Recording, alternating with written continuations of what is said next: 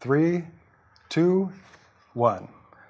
Welcome to Deep and Wide, the show that just explores a wide variety of deep topics, and sometimes a deep variety of wide topics. Today, we're joined by a wide variety of deep people, and we're going to jump right into it, asking questions and hearing what they have to say.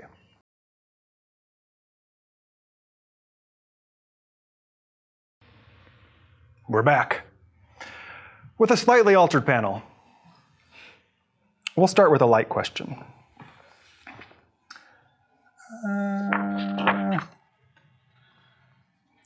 If you could be an Aboriginal type person, meaning somebody living off the land in a much more historic way, where would you want to do it? Can I answer, I don't really want to be an Aboriginal person? You can, and then you could answer if you did want to. No, actually, if you could pass. You could pass the question. I really love where I'm at. I mean, it's kind of fun to think, oh, it would be nice to go back. I think we have sometimes a really romantic view of the past. And this is not to say that, because a lot of anthropologists actually argue that life was much simpler then. And it probably was. And had I been exposed to that my entire existence, and that was all I knew, perhaps my life would be immensely simpler. I don't think at this point, though, I could make my mind be like, yeah, I'm okay with this. Yeah, another day of camping. I really like having modern medicine and food that's cooked and the internet. And because we couldn't do it with this size of a population, it just couldn't work. Well, beyond not being able to do it with this population, which you're right, we couldn't. These modern distractions are things that I frequently enjoy. So I occasionally like to be distracted. I like having the freedom of being distracted by these particular things. It's what I'm used to. Any quick thoughts on? I agree. I like that, what he mentioned. But if I were to pick anywhere, I would probably say Fiji or the Neanderthals or something. You know, someplace where, nice, crisp blue water that you can see, sun, Reach out, get some fruit. Yeah, easy food, naked, it's cool. Be a naked nature boy. Exactly. On a tropical island, because who would want to do it in the snow? Exactly. Yeah, I think Nagana-san or the Eskimo. Not really. Yeah. You can keep that. I think I would also. Katrina? I'd probably just stay. I mean, that's sweet. A lot of people, are be like, oh, I'll go back, too many problems here, but every time period has their own problems and whatnot. Just and so what physical environment would you want to do it in? I would just say. You would, here. if you lived that way, you would do it here. Mm-hmm. Or are you born and raised in this area? I was actually born in California, but yeah. You were raised here, so you're used to it. Yeah. Nice. Okay, to the real question, and this is something that is... Was it a real question? No, it wasn't. This is something that, I've thought of off and on, and it's always kind of been interesting to me. It's going to take a little bit to explain the question. We'll start off with UFOs. Let's just assume UFOs exist. They have existed, they visited. Seems like a lot of it back in the 40s, 50s. Well, they were unidentified by someone, clearly. Okay. So that's the basic premise of this. Right. It does exist.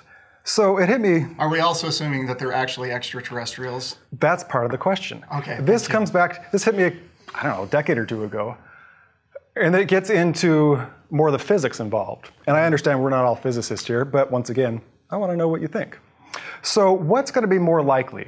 That UFOs are extraterrestrial beings coming from some other place, advanced in this moment in time, technology to get here, knowledge to know what they're doing, and it just happens to be in this vast universe with huge spaces in between planets. They're coming here, and we interact with them. Space travel, that's the one thing. Okay. The other potential is UFOs are potentially us in the future, come back through time travel. Okay. We have pictures of these different beings, potentially we've evolved, potentially environmental issues, genetic issues that have happened. Because a lot of times UFOs come back and they take out sperm and eggs from people and then they go away. Well, theoretically, yes. Well, this is all based on that. So other people from other planets that come, oh, that's horrible, they're taking us, they want to use us as slaves. These are thoughts that are out there. Yes. Us in the future come back because we're trying to fix what we've messed up. So both, which one would you think? And then also, which one is physically more possible? Space travel from vast distances or time travel? Well, a couple of things we need to get out of the way first. Whenever you talk about time travel, you're automatically assuming that time is linear, and that in of itself is a huge debate. I've heard physicists who are much smarter than me and have math and things like this to back it up, which I don't have in front of me because, of course, I was not prepared. And I'm not a very good mathematician, so there's that. Who would actually argue that time is something we've invented, that all of these things that we think of time are actually an infinite number of nows that just keep happening in one instance. And because we're animals that, for whatever reason, have the ability to store information, we invent things like past. And because we're animals that are able to project what we want to do later, we invent things like future, when these really are not things in and of themselves. They're just instances that we're remembering. But in this case, somebody would go from one instant to a different instant. Furthermore, if we were thinking from more of an Eastern way of viewing this, time is more circular. So we are reoccurring in similar states or the same state, perhaps even, all of the time, in which case the concept of something from the future coming back to us, again, doesn't really work.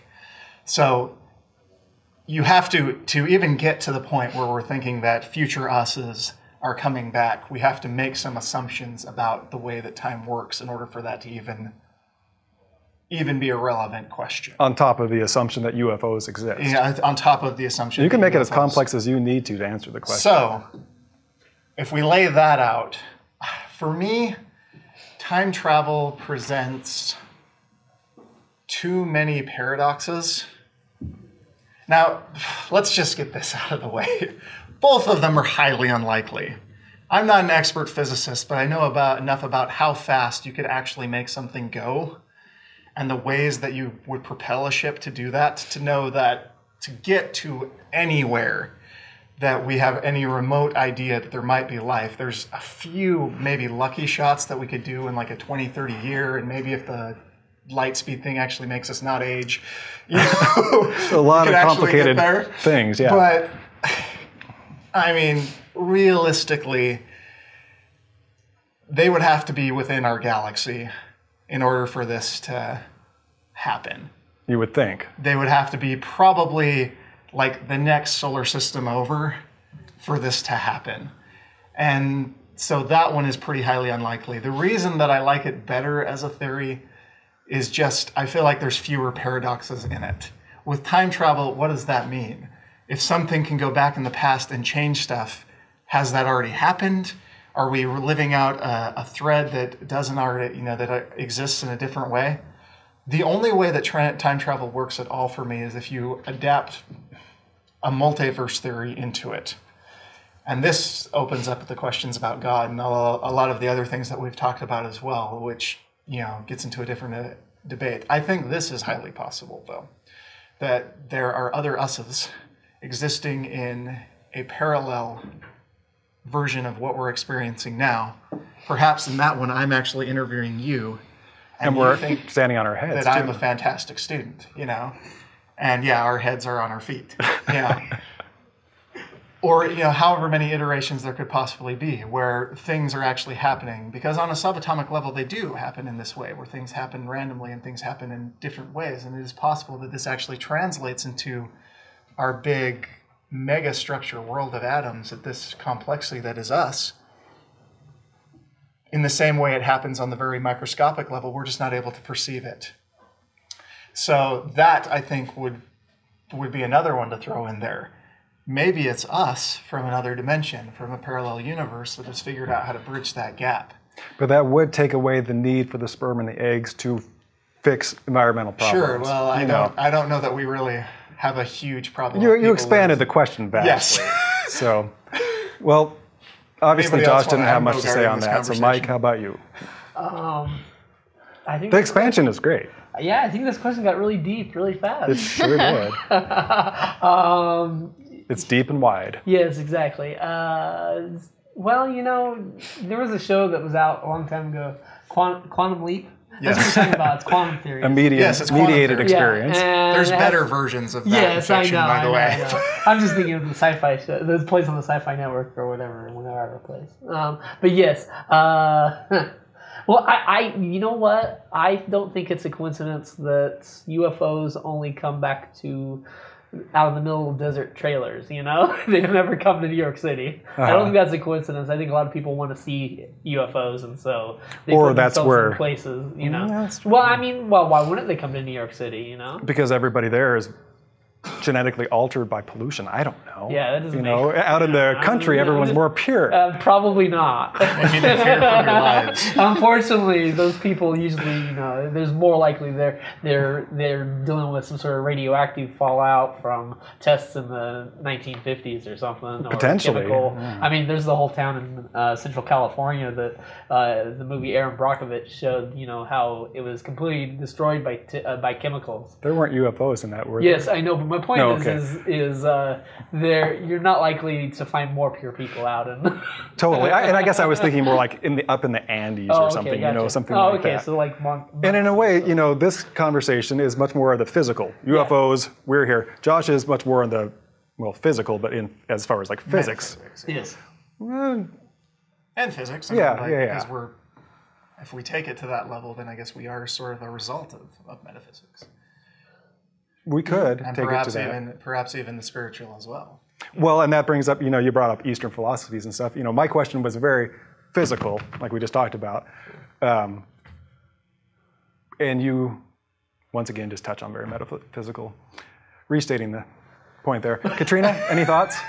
After hearing these two, I have no idea. We should have started with the Yep. physical. Yeah, I'm like lost. I killed this so conversation. Oh, no. You vastly I'm way expanded it beyond our minds, you know? But if we could take our minds and put them into a box Into a robot version of us, that can a go on synthetic version of us that forever, could go on forever, then potentially we could answer these questions.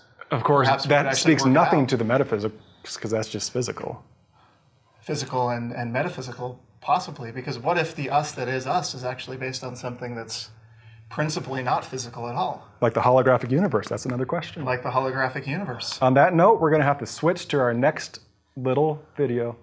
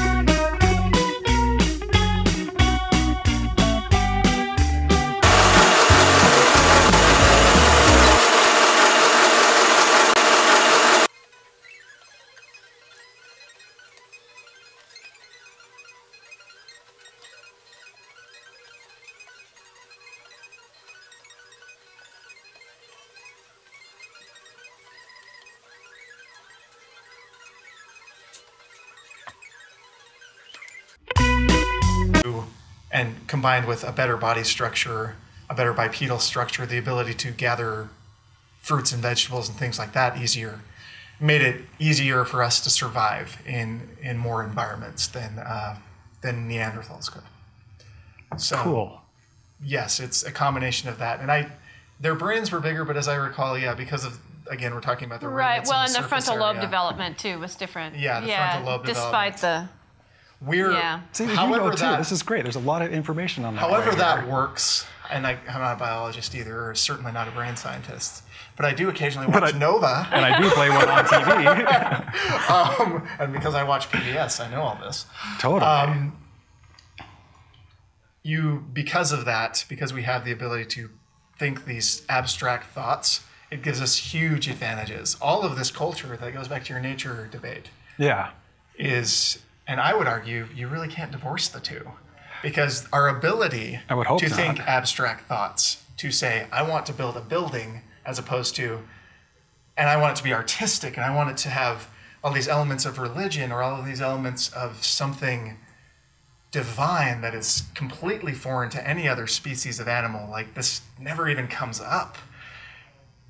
The ability to do something like that is part of our frontal lobe structure. It's part of our nature. And we are part of nature, so we're just we a are different part of expression of nature. nature than Exactly. other things happen to have. Right. Our expression of nature just believe happens that. to have a huge effect on the rest of it. You know, my son's really into Star Wars, and their main planet, the whole planet's covered with buildings. Yeah, it's a city, the whole thing. And you see, in these films of it, they don't show anything green, any greenery, which Catherine, you had talked about, Yeah. we need that and everything. And Yeah. I have such a hard time envisioning that sort of a future. Apparently some people can, because they write this stuff and, it's not a commentary, it's just, isn't this great? I mean, it is the commentary, this is great. But I would personally find a lot of issues with that, because I do think you need both. And, we are a part of nature, so we don't divorce ourselves from that, but we're not the only part of nature. Right. And we're dependent on the rest of nature. And that's probably where our big fallacy as a species comes in, is our inability to recognize that. Or we could recognize it on the grand scale, but not in our personal but not in our lives. personal lives. Right. Or we could It's sort of- justify it in our personal It's lives. sort of the same reason that hedonism, even though it's biologically impulse that we have, is not ultimately best for us. And another reason why having a frontal lobe is such an advantage is that you can recognize immediate needs from long-term needs and see how these things can work together to be your demise. Like, I have an impulse to eat a lot of sugar and meat all the time. If I were to do that, I would be, whoa, hello phone. If I were to eat meat and sugar all the time, I would be really sick and unhappy eventually from this process. Similarly with our nature debate, if we get rid of all of these things that we're dependent upon, ultimately we're diminishing our own survival.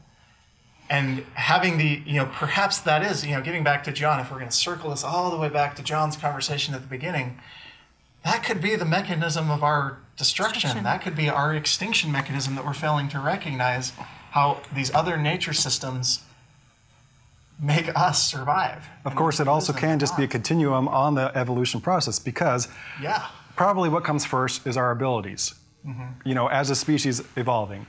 And then the organisms, the individuals that use them in self-sustaining ways go on, the other ones die. It's no different than what's happening now. No. Our society, our culture, the future will be vastly different than it is now in ways that nobody could know. And, once you get into such a technologically advanced situation, I mean, we will have, not all of us here should be here without the help of human knowledge. I would have died as an infant without medical help and all that. So it's beyond just biological evolution as far as survival of the fittest, because we are a group now We're doing controlling this. that. And I would argue that's part of our fitness, though. The ability to develop medical technology that makes it easier for more humans to survive makes you more fit as a species than, say, totally. animals that don't do that. Of course, I had nothing to do with it. I just happened to be born into it. So But your species did. Exactly. So we're getting beyond the individual in evolution into the species, and that's why we all are so. So much of when we talk about environmental destruction and the future and the planet changing and everything, it is about our species, not about each one of us individually. And it's interesting to note that and see that. I wonder how the debate and how the conversation changes if and when it becomes a more personal thing. Like, oh, how is this going to affect me? I might not survive. Well, that's part of the problem, right? Is that people aren't seeing it on a personal level, and we have a limited capacity to make a connection with things that are being presented to us on a global level. No. Yeah. Well, like the physics of there's right. Yeah. There's a certain point where you just have to let it go. These abstract concepts about how the planet is being depleted. Well, on a day-to-day basis, I can still go to the store and get what I need and drive my car and do everything. It's not affecting me personally that I am aware of at this point, and that is part of the problem. And not any one of us has the ability to understand and affect. I mean, I don't have the ability to wave my hand and fix it all. No. Just like I don't have the ability to wave my hand and destroy it all. And I guess this is where it comes down to, do your part, because we have to wrap our heads around the fact that each one of our decisions, and I don't know how this got to this conversation, but each one of our decisions makes up the whole effect. Right. I guess it's almost like we get into, for some reason I picture like bacteria and things like that you see these little images, they're all running around and each one of them is not going to do anything, but together, I don't know how that fit in. But Eventually can make something like us. And then otherwise I'm having nightmares of Soylent Green. Yes. I have a vague memory of that. That's where they eat the dead or something? Yeah, Yes. right. Because all of the resources are gone, and so they're So they just eat the dead. recycling the, Which would bring about certain other biological problems in our species. Right, yes. What scares me... We're going to have to wrap it up after this scary thought. The scary thought. There's a chance that there's just something in the way we're wired biologically that prevents us from making the changes we need to survive. And it is completely... It's not going to work out too good then. Yeah, no, it is completely possible that that's true. And if that's the case, maybe that's just our extinction mechanism. Maybe Probably, it's the time though, of the cockroaches. there's a certain percentage of people that don't have that. And that They'll might end develop up into surviving, the next version, Homo sapiens sapiens sapien, or whatever we call it at that point. Jack and Sue. I mean, Jack nobody Sue. will be calling them anything because it'll be different. And something about the way they're wired makes them better. And so if that, or just that different. trait, or different, Right. more Better to suited to adapt. the society, more suited to the environment That is created. creating, yeah.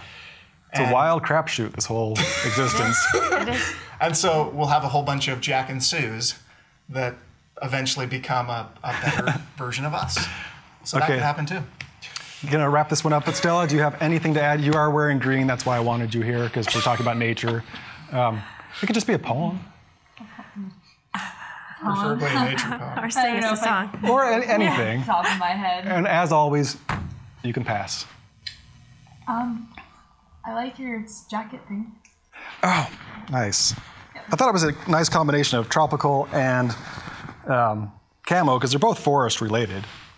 Yeah. You want to get a close up on that? That'll work. Unlock your camera. Nah, don't worry about it. You can see. It's over. The moment has passed. Okay, speaking of over, this moment has passed. We are going to go to the next video clip and come back with some more fine folks.